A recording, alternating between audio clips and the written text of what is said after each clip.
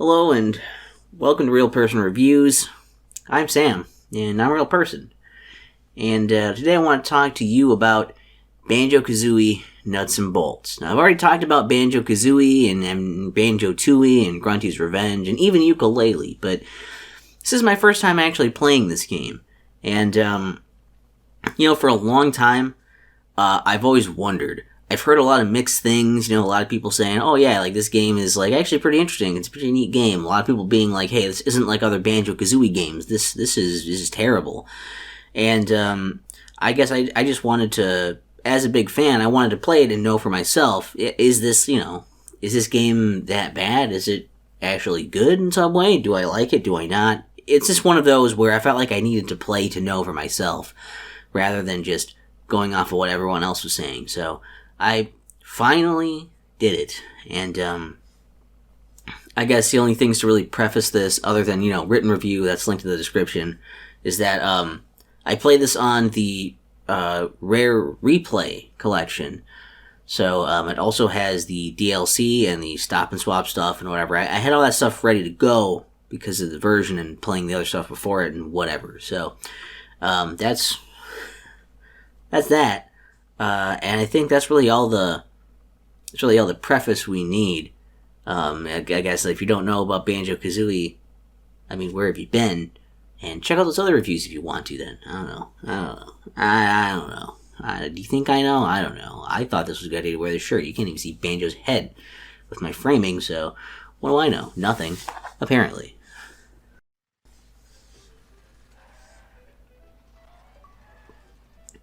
So, Banjo-Kazooie Nuts and Bolts. The game starts off taking place, again, like in real time. It was 8 years after the events of Banjo-Tooie, which is, this game came out on the Xbox 360, just for reference. And the characters, Banjo-Kazooie, they've gotten kind of fat. They've gotten lazy, they've forgotten their old moves. And they're just, because it's so peaceful, because Grunty's been defeated.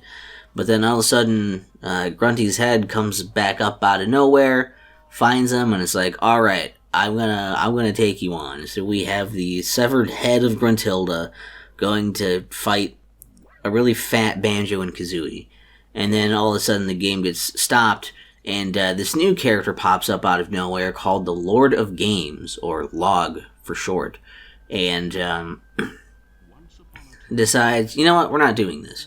What we're going to do instead here is that we're going to try and settle this feud once and for all. So Log uses his magic or whatever. I think it's supposed to be him controlling all games, and I don't know if it's counting Banjo-Kazooie Nuts and Bolts as a game also. But I think so, but that might be why, but I don't know. So he makes it so Gruntilda gets a new body, Banjo and Kazooie get their bodies reverted back to what I guess approximately we're supposed to assume is their normal bodies that we're used to, and then decides, alright, both of you, you're getting a vehicle, I'm going to send you into this game world, and we're going to have a bunch of challenges here, and whoever completes all of these challenges and proves themselves will get the deed to Spiral Mountain for keeps. And so you get sent into that place. That place is called Showdown Town, and that's basically the hub world of the entire thing. And so from here you can get to other game worlds, which are all the levels or whatever. Each one of those is split into several acts. And in those acts, when you're in there, you'll have these different missions you can do. There are standard missions, and there are Jinjo missions. So if you beat the Jinjo missions, you get a Jinjo token. But the standard missions, depending on how well you do in them, you can get you get notes. If you do even better, you get also a Jiggy. And if you get within the best range of completing it, you'll also be awarded a trophy. And of course, you do all these challenges by using vehicles. There are a number of preset blueprints you can use right away, and some you can buy later. And you can also which is a large part of the emphasis, is creating vehicles yourself, custom ones. So there's a whole vehicle creator where there's a lot to it in terms of little sections, but there's nothing super complicated. There's a lot of different ways things can work. So you'll have a vehicle powered by usually, a vehicle with some kind of way of moving, like wheels or wings, propellers or something. You'll have some kind of power, like engines. You'll have some kind of fuel to fuel the power that is given. And then like a seat and some other pieces, maybe weapons, what have you, other little gadgets and gizmos. There's lots of little things to figure out, but putting them together, it's all in this grid-based system. It's not too complicated. And so if you want to get the trophies and best times or best, results, you probably want to get used to building your own vehicles. And these missions are all given out by characters because whenever you enter a world, it's kind of like a little like an intro to a TV show thing saying which character is playing whatever kind of character in the quote-unquote show. These are game worlds inside of the game world, inside of this game. Don't think too much about it, but that's what's happening. And so you'll see, usually characters like Klungo, Bottles, Humba, Mumbo. You'll be seeing similar characters throughout the worlds playing different characters, and then each act, usually they'll have something different for you to do as them. And then also the worlds have notes scattered around them for you to collect. You can go around and explore and find those. Each world has 200, and then there's, of course, a ton of them strewn about Showdown Town, the hub world. So when you go back to the hub world, then you have the ability to actually use the stuff that you've got, the jiggies and the notes and whatnot. So you can use the jiggies are mainly used to unlock more worlds, and once you get enough jiggies, you can go to the final part of the game. You only need so many, you don't need all of them. For every 4 trophies you get, you'll get another jiggy, and also for getting more jiggies, you'll get more unlocks like extra prints or blueprints and parts in Humba's shop, and you'll also usually get some freebie parts from Mumbo every now and then. And there are some other shops along with Humba's shop where you can use your notes to buy those things. So you can buy, car parts and blueprints, which are just pre-made car things that, like, vehicle designs where if you have all the parts necessary for the blueprints there, then you can make that. Which, again, could be helpful for the challenges. And there are also some other little shops and things to do around town. There's also a number of Jinjos wrongfully imprisoned around town, so you can go in and save those. You can unlock them, and you have to bring them to their safe house. And then you can find Minjos running around town, and they're apparently criminals, I guess, based on their garb, and that they're bad. So you can unlock all of them up in the newly freed, the newly vacant cells. And doing this will net you some more notes, begin to be spending on stuff. You take the Jinjo tokens over to King Jingling to play a thing called Jinjo Bingo, so you can get even more notes, and you can get some more vehicle parts. So again, a lot of this is based around building vehicles for the missions. And the missions, there's a large variety of missions you can do. Some of them things are like, there's like races or time trials that you might expect from a vehicle-based thing. There's also just, going through certain targets. There's escort missions. There's bringing items, transporting items from one place to another, transporting characters from one place to another. There might be ones where you're trying to attack something or defend something or destroy something, so it's more focused on weapons.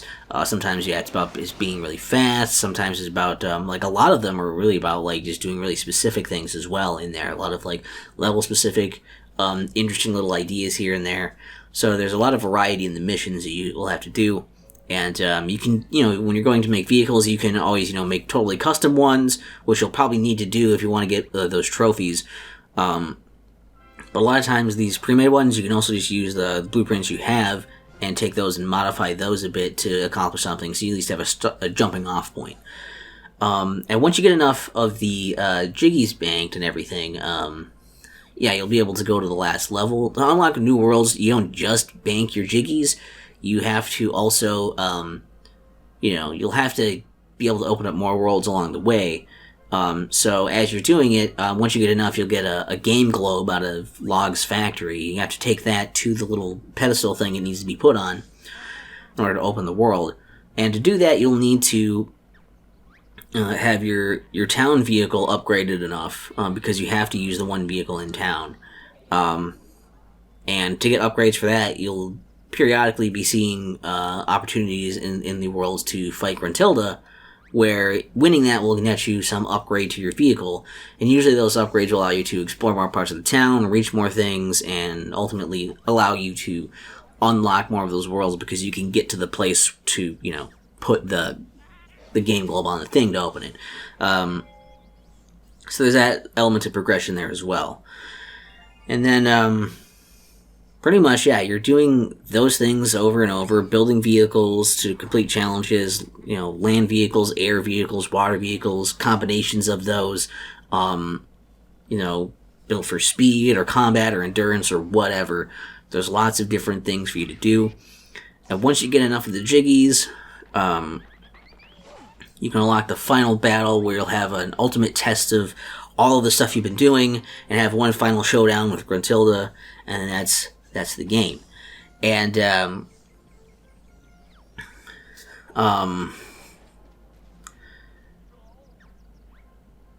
well, yeah, I mean, more or less that's what you're doing. So, like, for positives, I want to be positive about this.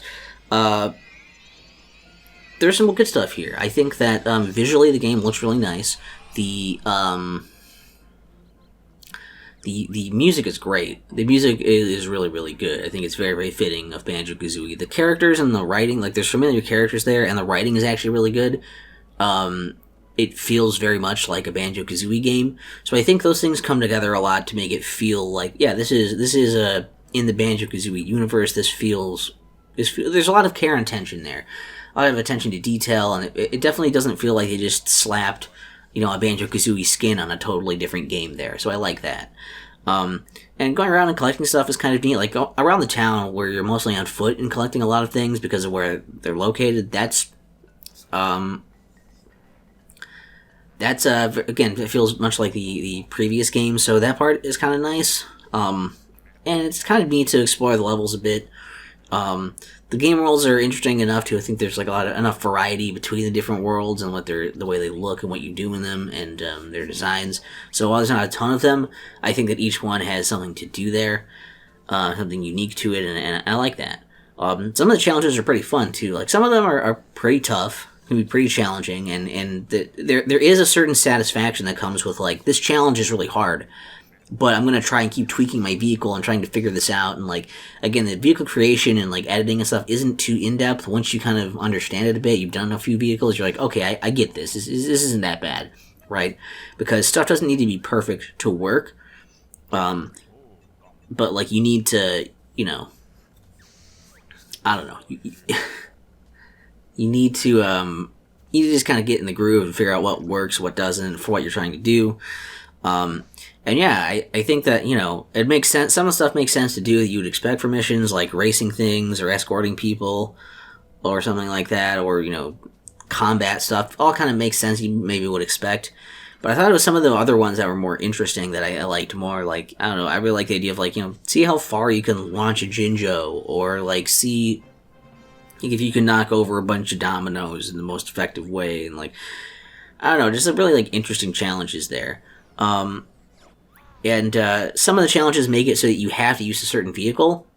So that was interesting, too, that you couldn't just always, keep using the same vehicle over and over again because it's going to work for a challenge. Sometimes it's like, no, you have to use our vehicle. Which you can edit that while you start the challenge.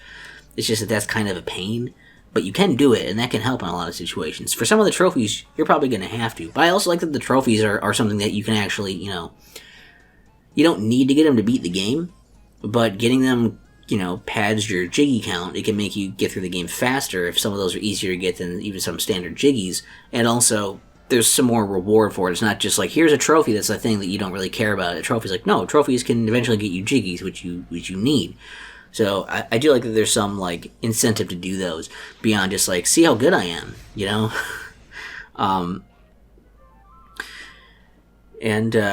Yeah, the general idea of like, yeah, like the building vehicles, and like you're gonna spend a lot of time doing that, but like, yeah, building the right vehicle for the thing, and like a lot of vehicles you'd be like, well, maybe this will work for this one too, and like the idea of trying to optimize different kinds of vehicles for doing, you know, multiple tasks. You don't have to keep making more vehicles. I think it's really good.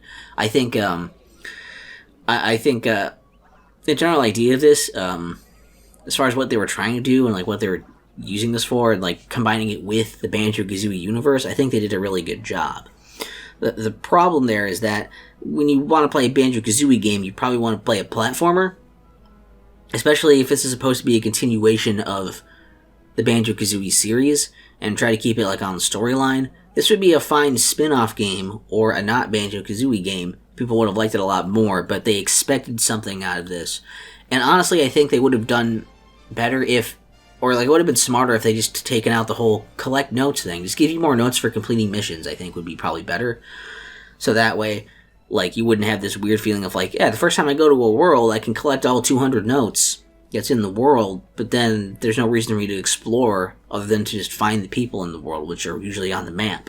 So like, I think if they had taken that collection part out of it, people would have felt less like this isn't Banjo-Threeie. You know what I mean? I feel like that's kind of it maybe should have taken that element out of it.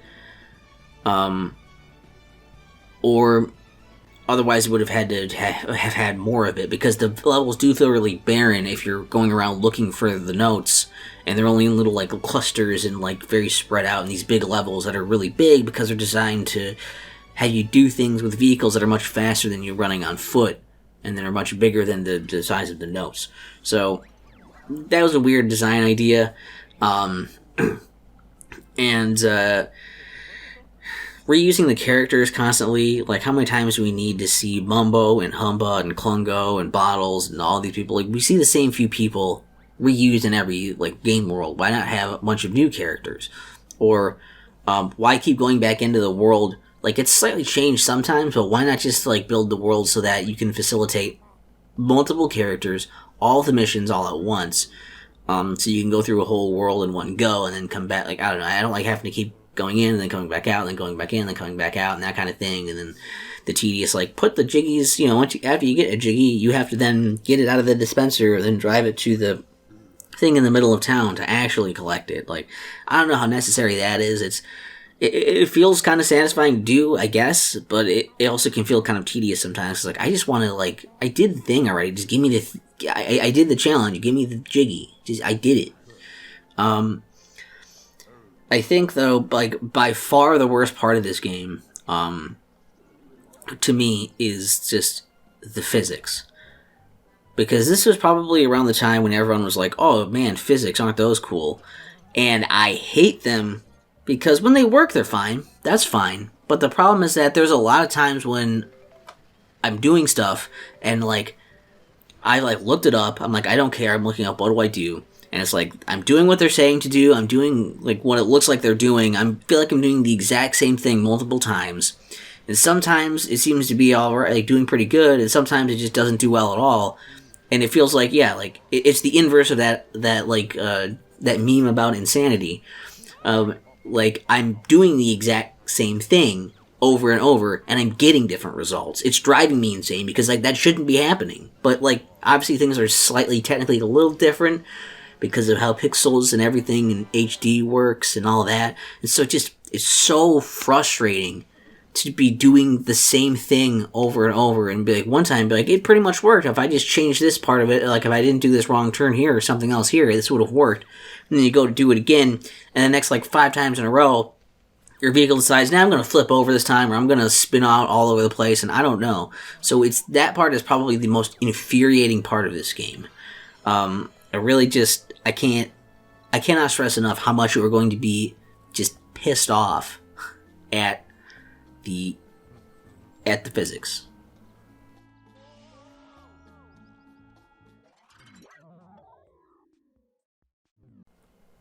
Okay, so I know how this has DLC, right? I mentioned that. You know how I mentioned that earlier? Yeah. Well, it does. It does. But the thing is, after I beat Nuts and Bolts, the main game, 100%, I got all of those fucking trophies, having to look stuff up and just punching my leg in rage because of how many times I had to do some of those challenges. They were just, no matter if you had the perfect vehicle or were doing the exact right thing, the physics and bullshit, it was hard. It was just hard. Even if everything would function perfectly, it would still be hard. After doing all that, and getting the stop and swap stuff, there's crates, and I didn't mention that earlier, there's crates in the town. You can bring them to Mumbo, and you find them, put in your cart, and you bring it to Mumbo, and he's like, hey, more parts. Stop and swap just gives you a bunch of not really super useful parts with that, so who gives a shit? You don't need to give a shit about that. The DLC, though, I did a little bit of it. All the DLC just takes place in the test track area, because they're like, well, we still have this asset, so we'll just throw all from there. There's not much of a story. There's not much of a reward for doing all of that, and all the things are harder to do there. So I said, you know what? Fuck it. I don't care. I don't care. I beat the main game 100%. This is extra stuff that they just added on here, and I don't care. And so I as a real person sometimes does, I did not 100% every little piece of content in the game, because that part, I was done with it. I didn't want to deal with the physics anymore. I didn't want it to be harder and more frustrating and keep punching my leg that I was so mad. I stopped. And I think that's okay. I don't feel bad about it. And if you have a problem with it, you know where the comment section is. You know all the slurs. You can say whatever you want. But I was done. And the thing is, like, this isn't a bad game. But like everyone says, it's really, this is a mixture of what everyone says put together. It's not a bad game. It's an interesting idea, and it works all right. But the problem is that it's not Banjo-Threeie. It's not the Banjo-Kazooie that we want. This is not what we want out of Banjo-Kazooie as a main series installment. We want a platformer. This could have been a really good 3D platformer collect-a-thon thing that maybe wouldn't have lived up to the first two, but it would have been really good. People would have really liked it. That's what people wanted it to be. That would have been the easiest, most sane thing to do. And they're like, we're going to put cars in it, and you can still jump around a little bit, but what's the point? So if you're a huge Banjo-Kazooie fan, I don't need to tell you to check this game out. You already are going to, because you're like, I love Banjo-Kazooie. I got it. No, it can't be that bad. It's Banjo-Kazooie. And it looks like Banjo-Kazooie. It sounds like Banjo-Kazooie. It feels like Banjo-Kazooie. It just doesn't play like Banjo-Kazooie. And so if you want more of that, I would say, yeah, go after Banjo-Kazooie and Banjo-Tooie. I would say just go for Grunty's Revenge or Ukulele or even Donkey Kong 64. You're going to get something much more like what you want. Maybe a modern thing like Super Mario Odyssey. You're going to get more of what you want out of something like that than something like this. Unless the thing you liked most about Banjo-Kazooie were things like the music and the characters and the writing, right? If those are mainly the things you wanted and you're not so much sold on the gameplay should be like this, like the other games, give it a shot. But, yeah, I don't know. It's worth checking out if the vehicle stuff is what you want to do. That's a fun system. It's a neat idea. Even if you spend maybe far too much time in that editing stuff rather than actually doing missions, I think that if that part appeals to you, then you're probably going to enjoy this game. If not, and you don't really care about Banjo-Kazooie, then I don't know. Then it's a total miss. Because then why would you look at this then? Other than people are like, hey, Banjo-Kazooie things are good. I don't know. I think that's all I had to say, even though it was a lot. Sorry. And yeah. I think all we have left now for the Banjoverse titles is Banjo Pilot. You know, because if I want to be going around in vehicles in a Banjo-Kazooie game, why not make it a Diddy Kong Racing clone, right? So, look forward to that, I don't know, later. Hopefully I remember to, if I do that and don't have either uploaded yet, hopefully I remember to upload that after this, or else I'm going to look like an idiot. Oh, yeah, again, like, Banjo's also on the shirt, okay? I didn't frame the... Bye.